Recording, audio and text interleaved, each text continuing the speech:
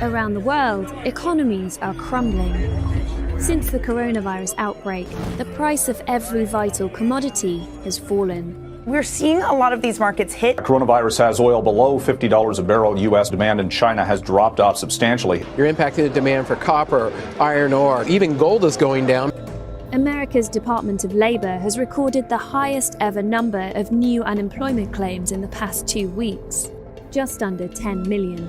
COVID-19 is not only a global pandemic and public health crisis, it has also severely affected the global economy and financial markets. Significant reductions in income, a rise in unemployment, and disruptions in the transportation, service, and manufacturing industries are among the consequences of the disease mitigation measures that have been implemented in many countries. The UN's framework for the immediate socio-economic response to the COVID-19 crisis warns that the COVID-19 pandemic is far more than a health crisis. It is affecting societies and economies at their core. While the impact of the pandemic will vary from country to country, it will most likely increase poverty and inequalities at a global scale, making achievement of sustainable development goals even more urgent. The COVID-19 pandemic has had a severe impact on countries all over the world, and Japan is no exception. With the increasing number of confirmed cases, the Japanese government declared a state of emergency in April and implemented strict public health measures. However, this is not the first time that Japan is facing such crises.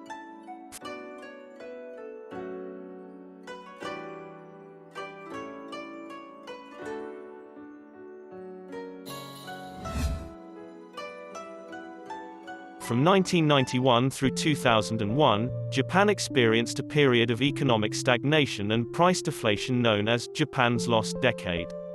While the Japanese economy outgrew this period, it did so at a much slower pace than other industrialized nations. During this period, the Japanese economy suffered from both a credit crunch and a liquidity trap.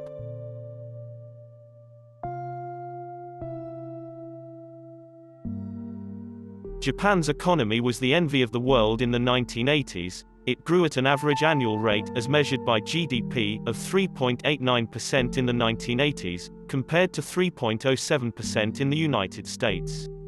But Japan's economy ran into troubles in the 1990s.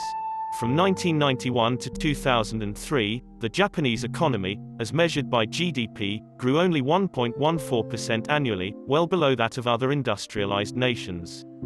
Japan's equity and real estate bubbles burst starting in the fall of 1989. Equity values plunged 60% from late 1989 to August 1992, while land values dropped throughout the 1990s, falling an incredible 70% by 2001.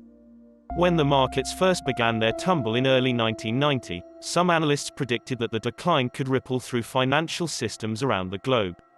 Yet with Wall Street and some European markets reaching new highs, those fears have proved overblown.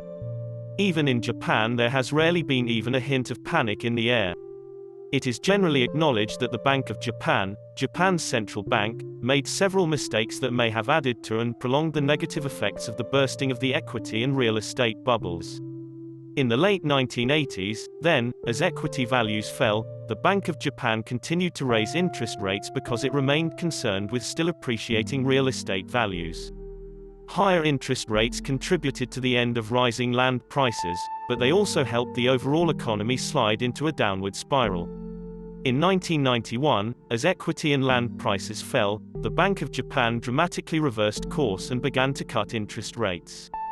But it was too late, a liquidity trap had already been set, and a credit crunch was setting in. Many of the world's financial markets have recovered from a decade of excess in which problems were often measured in billions, or even hundreds of billions, of dollars. But Japan was then coping with an even more awesome debacle, the loss of at least $6 trillion from one of the steepest plunges in stock and property values of that century. And it was not over yet. The markets were just marking the anniversary of a crash that has sent stock and real estate prices down more than 50%, with no clear signs yet of a recovery. Some economists argued that the heavy-handed means the Japanese government has used, such as pouring cash from government pension funds into the market, pressuring big investors not to sell shares and concealing the full impact of the debacle on banks from the public, may have staved off an abrupt collapse, but at a huge cost that may undermine the financial system. Publicly, Japan's 21 largest banks declared that they had 13.76 trillion yen, or the equivalent of 123 billion, in loans from which they have received no interest payments for 6 months or more. The banks had been hit in two ways. They frequently take property as collateral for loans.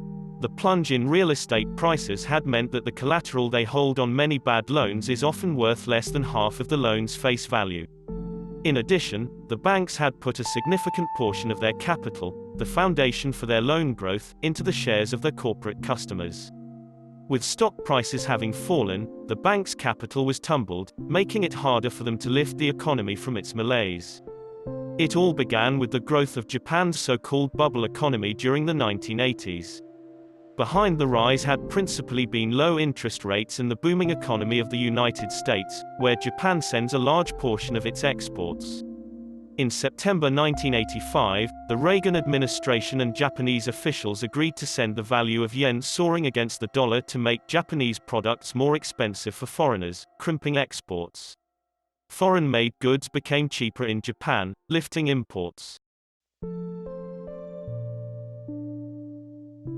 Many economists and financial experts have compared Japan's lost decade to the US situation after the 2008 banking crisis. In both cases, speculation fueled real estate and stock market bubbles that eventually crashed and led to government bailouts. Both economies also responded by promising to increase fiscal spending to combat deflation. The period between 2000 and 2009 in the US has also been called a lost decade on occasion, since two deep recessions at the beginning and end of the period resulted in a net zero gain for many households. Steep declines in real estate values and the stock market resulted in significant losses. What we know now is Wall Street can bring down Main Street. And frankly, I'm going to tell you, it's a little scary. Your company is now bankrupt. Our economy is in a state of crisis. Not in generations has Wall Street absorbed the number of body blows it took today. The American financial system is rocked to its foundation as top Wall Street institutions topple under a mountain of debt. However, the US Federal Reserve was also much quicker to act than the Bank of Japan. Japan's lost decade has provided many valuable economic lessons. Some economists argue against any interventions on the part of central banks, contending that they inevitably lead to moral hazard and longer-term problems.